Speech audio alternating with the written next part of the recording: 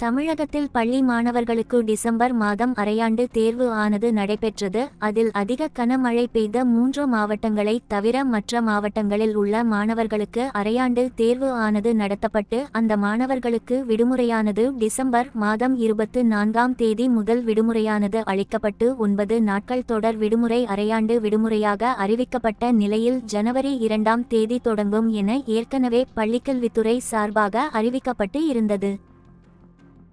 இன்று தமிழகத்தின் முன்னணி செய்தி நிறுவனங்களில் இருந்து மாணவருக்கு கூடுதல் விடுமுறை அறிவிக்கப்படும் என அவர்களின் அதிகாரப்பூர்வ வலைதளம் மற்றும் யூடியூப் சேனல்களில் பதிவேற்றம் செய்து இது குறித்து கல்வித்துறை அதிகாரிகளுடன் நாங்கள் பேசினோம். இதுகுறித்து அறிவிப்பு விரைவில் வெளியாகும் என ஒரு குறிப்பிட்ட செய்தித்தாள் நிறுவனத்தில் இருந்து வந்த தகவலை தொடர்ந்து தமிழகம் முழுவதும் உள்ள அனைத்து செய்தித்தாள் மற்றும் தொலைக்காட்சிகளில் பள்ளிகள் திறப்பு தள்ளி போகுமா என மாணவர்களுக்கு குழப்பத்தை ஏற்படுத்தும் வகையில் செய்திகளை வெளியிட்டனர்.